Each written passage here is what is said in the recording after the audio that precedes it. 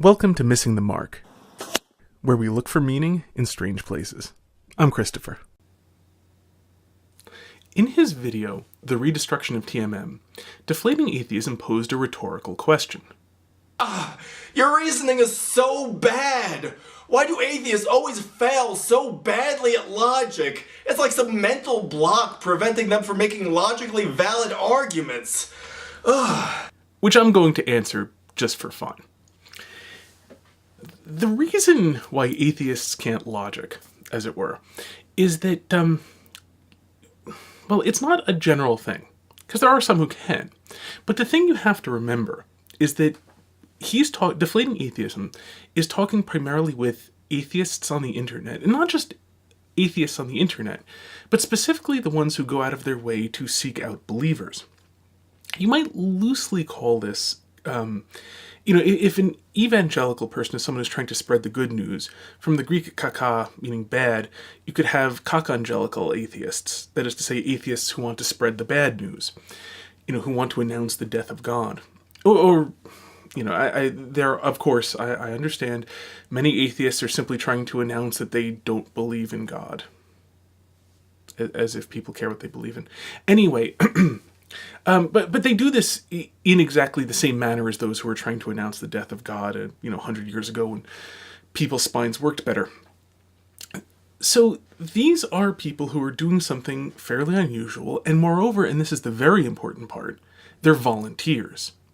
Anytime you have volunteers, anytime you have people just doing things on their own initiative, you have self-selection biases. And so the thing to consider in this is what sort of self-selection biases are at play. Now, for any given activity, there will be a variety of motivations amongst the human populace as a whole. And people who are extremely motivated will overcome whatever hurdles, or almost whatever hurdles, are placed in their path and go and do it because they're just so motivated to do it. Most people, however, are not that motivated to do things. This applies all over the place, by the way. In other fields, you'll hear writers who talk about how, I have to write no matter what. I just have to write. And these are the people who will hold down 2 jobs just so they can write, or what have you, and so on. But that's actually quite uncommon. And, again here, having tremendous amounts of motivation is uncommon. So very often, a large chunk, often the bulk even, of people who are doing something are people for whom the hurdles just aren't that big. Now if you go on the complete other end, people who have no inclination to something whatever, even tiny hurdles will get in their way because they're just not inclined to it. But for people kind of in the middle, because, most things when you're talking about the population follows some sort of bell curve. So if there's the bell curve with super motivated people and super unmotivated people, what stands in the way of these people, and most people doing it. Now, one thing that stands in the way, specifically, of going and announcing the bad news would be, for example, understanding the connection between religion and morality. Now, I know that there are atheists who will tell you that if you just redefine morality, atheists are perfectly moral. They're the same people who will, however, there's that bus. I had linked this in a previous video. I love this thing. There is a ad campaign on the side of buses saying, "There's almost certainly no hell, so stop worrying and go about living your life." But of course, atheism has no implications on morality. And indeed, if we're all just, nothing but collections of matter, bumping around, with no such thing even as free will, just determined to do whatever we're determined to do by our initial conditions, morality doesn't even mean anything in that context. Now, granted, you also, in that context, believe that nothing you do can actually change the outcome of anything since you're not doing anything. But at the same time, it's the sort of thing that would give one pause when you realize that that people are subject to temptations, and one of the things that religion does is give you a reason to avoid giving into temptations. But if you don't know this, if you don't know how human beings operate, if you're unaware of the way that human beings are subject to temptations and need some sort of reason to not give in to temptations, if, say, you're one of those dimwits who thinks that people simply aren't tempted, and I love this, the people who believe in the herd instinct, the instinct to benefit our species, and so on. these are people who know no history, essentially no history. I'm sure they've, heard a few stray facts out of history, but, somehow they think that the 100 million people that communism, roughly 100 million people that communism killed in the last, 110 years. So, mostly the 19th century. I'm sorry, the 20th century, the 1900s. Somehow these are all entirely compatible. I'm sorry, they're not compatible with our instinct to benefit the species, but they're just not something you think about if you don't really know much of anything and aren't in the habit of thinking. And so it goes with lots of other subjects. If you don't understand things like how contingency works, if this is just a foreign concept to you, then things like the argument from contingency will bounce right off you, kind of like radio waves off of a tinfoil hat. Or more conventionally, rain off a duck's back. Anyway, the point being, if a person can't really understand what they read, if a person doesn't really understand logical argumentation, this makes it very, very easy for them to simply assume that anyone who disagrees with them is an idiot, and then to go yelling at these people who disagree with them because, well, they're idiots. So, if you look at this in terms of self-selection, why are there so many atheists who... You'd barely even trust these people to tie their own shoes. They just seem so incredibly dumb. And to be clear, I mean, if you talk to them about entirely secular things like what are the laws of logic, and give them time to look it up, because, in a recent video, I actually blanked on one of them. I knew it, I just, blanked on it. But giving people time to look things up. What are the laws of logic? Do they invent non-existent laws of logic that aren't even logical? Things like that. That's a secular thing. Is the burden of proof a law of logic? No, it absolutely is not. This is not a religious versus atheist thing. This is just if you know something about logic versus if you know nothing whatever about logic. It also gets really, really bad. There's so many atheists who know nothing about science, or virtually nothing about science, to be slightly more precise, where you talk to them about purely scientific things, and not in the not to build any sort of God versus atheism point, but purely for no reason other than science. Simple concept that in order for evidence to confirm a theory, it has to fail to confirm competing theories. Otherwise, it just confirms all of them and doesn't help you to decide between these things. Therefore, say you're trying to decide between Einstein's theory of gravitation and Newton's theory of gravitation, and the not really Aristotelian, sort of what you might call fake Aristotelian, putatively Aristotelian, although, basically there's some people who misunderstood Aristotle, and said that Aristotle said that things fall because they like being near the ground. Whatever you want to call this theory, that is not a good representation, as I understand it, of Aristotle. What do you call, whatever you call that theory of gravitation, versus, say, like something Occam might have done, which is God makes all things move down, makes all things, within appropriate density, move down, and so on. So how do you decide between those theories? Now, whatever you think of these theories, and mind you, I don't subscribe to the William of Occam one. William of Occam probably would have been a heretic had he been, more popular, but there's just never any reason to say officially that he was wrong. Anyway, if you're deciding between these theories, dropping a hammer and watching it fall does no good. It cannot do any good. It confirms all four theories. Or really, it doesn't even do much of anything about all four theories. And where, say William of Occam's theory, which would be entirely silent on the idea of how fast does something fall, any rate of falling whatever is entirely compatible with the theory. So it does not distinguish between them. Now, as I said, I don't believe in what would be William of Occam's theory. But at the same time, if you actually know what you are talking about, dropping a hammer and measuring how fast it falls. I didn't actually see that second part, by the way, when people presented it. They just said that if you don't believe in Newton's theory of gravity, it's sort of a hypothetical argument they didn't even realize was hypothetical.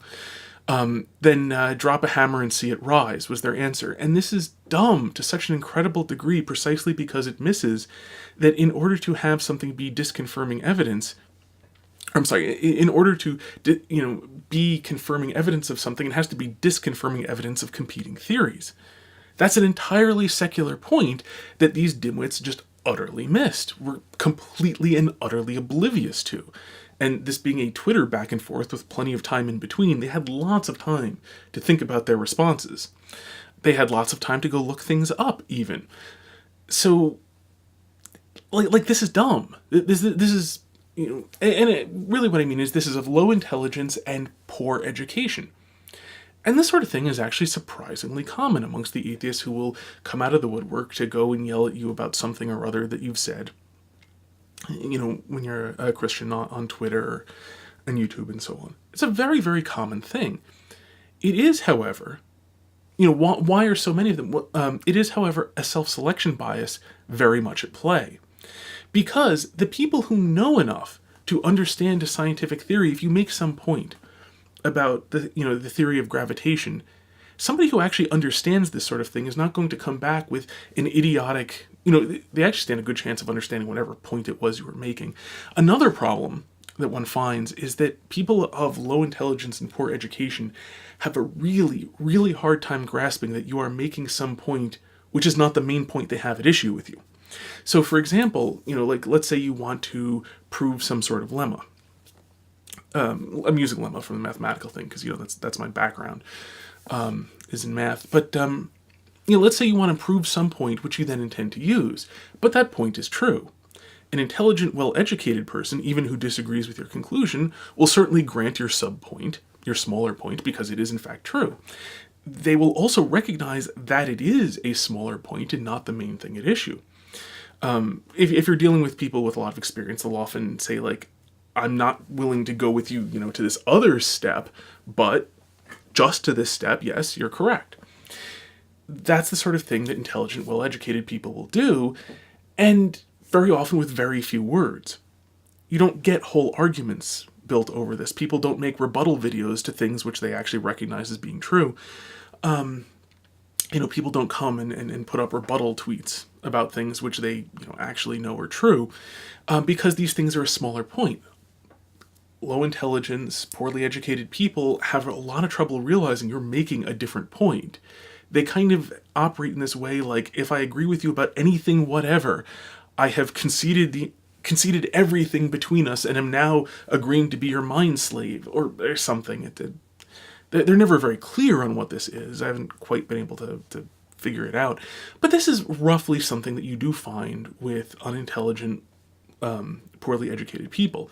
They just don't deal well with anything like side points. They don't deal, so you can't build up to something because they will fight you every step of the way, even on things they should, in theory, be agreeing with you about. So again, and this is the thing, everything that is published, everything that is published is something that has been published, and therefore is something for which the barriers to publication have to have been overcome. Being unintelligent and poorly educated overcomes a lot of these barriers because you just don't know what's going on enough to know when to keep your mouth shut. There are lots of things, if I'm having an argument, or better yet, a conversation with an intelligent, well-educated atheist, there are lots of things he will say that I will not contradict because those specific points I recognize as specific points, and those are true. In the same way, that same person will keep silent about a lot of things that I say because he recognizes them as smaller points in which I am in fact correct. But you need a fair amount of intelligence and education. And I mean good education, not schooling, like education that actually teaches you things like thinking and logical argumentation and so on. That you need those things in order to be able to have those sorts of conversations. So the upshot is that conversations between two relatively intelligent, well-educated people tend to be a lot quieter and a lot less, they're much less entertaining if what you're looking for is something like verbal jousting or verbal dueling. I mean, people can trade wit, of course, and intelligent, well-educated people can agree to trade wit, but they think of it as something different.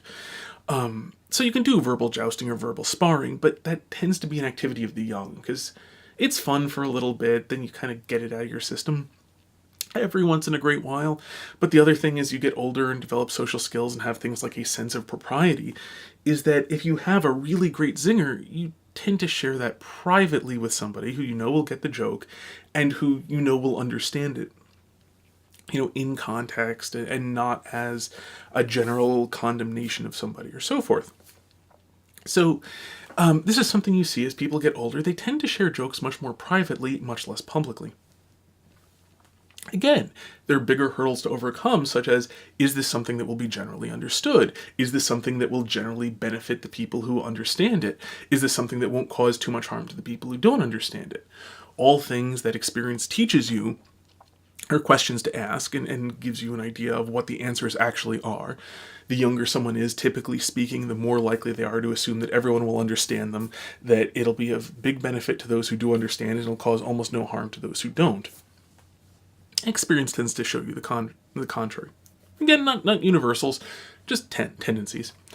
And so, when you put all of these self-selection things together, what you get is that people who don't know what they're talking about have a lot to say. People who do know what they're talking about have a lot less to say, precisely because they will easily recognize when other people already know it, and therefore it doesn't need to be said.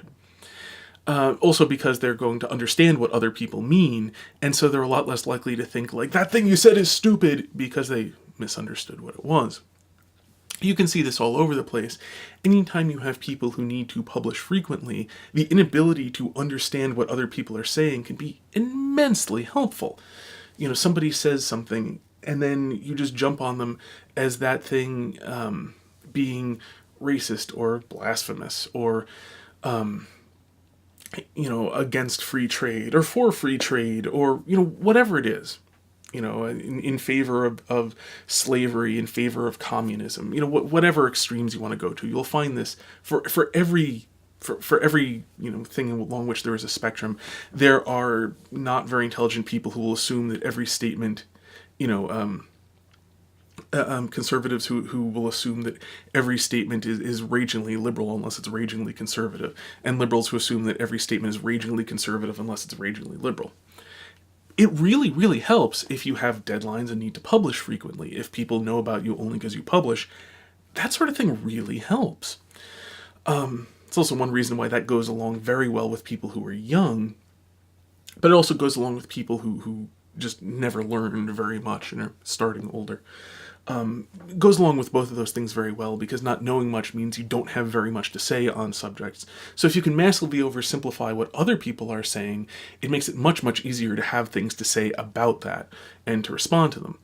So that is a big part of the reason why it seems like this. And it really is the case. Like, speaking as a Christian, and a fairly well-educated Christian, though there are people much, much better educated than I am, I'm appallingly underread in a wide variety of subjects, but nonetheless, I have, on the other hand, read a fair amount. I've read a lot more than nothing.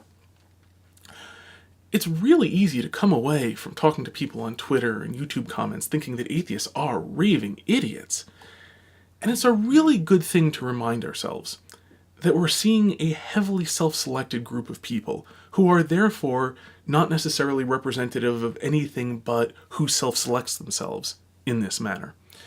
So it's good to remind oneself of this for a whole variety of reasons. But in any event, I mean, that's the reason why I brought this up. That's the answer to the question that was an entirely rhetorical one on the part of Deflating Atheism. But it's a really, I think, important subject to remember. Because self-selection pressures are everywhere, and they are massively distorting of what we see. There is, incidentally, a very related topic, which is that people don't take evolution seriously enough. And I'm not going to get into that now. But I just want to pose this as sort of a question to think about. If these are the people who self-select, once these people have self-selected, and these are the people you have, now, people who are going to do this are doing it in an environment in which these people already exist. Now, whether you're talking about academia or whether you're talking about YouTube or Twitter, one of the big ways that you get in yourself is by getting approval from people already there. It's not a strict requirement outside of academia.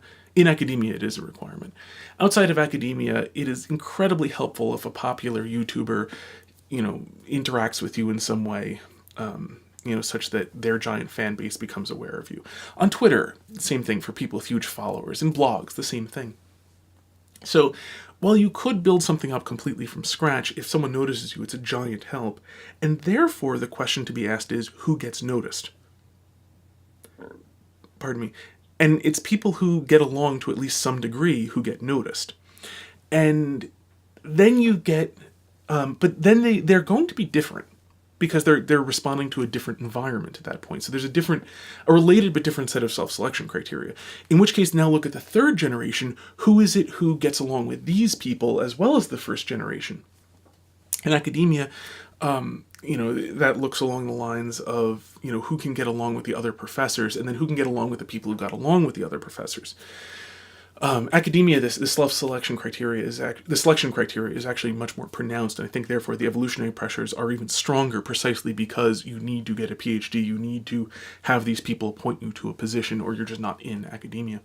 So it's something to think about, to ask this question of who are the people who fit well into this, who get liked by those sorts of people, and then carry this forward and carry it forward. Who are the sort of people who like them, who fit in with them, who get liked by them? Because these things all introduce selection criteria, and this will evolve the sort of people you actually see. Whether you're talking about academia, whether you're talking about, YouTube and Twitter and so on, there are evolutionary pressures going on. There's evolution in action, not in a reproductive sense, but in a whenever you have selection pressures, those influence who gets selected, but that changes what the selective pressures are, and so you get something that is not, the biological theory of evolution, but is very much an evolutionary process that works in basically the same way as selective pressures change the environment, introducing new selective pressures, in that sort of feedback loop. Very interesting thing to think about, because it actually explains an awful lot of what we see in human endeavors that, have this sort of multi-generational approach and so on. So, leaving on that question, until next time, may you hit everything you aim at.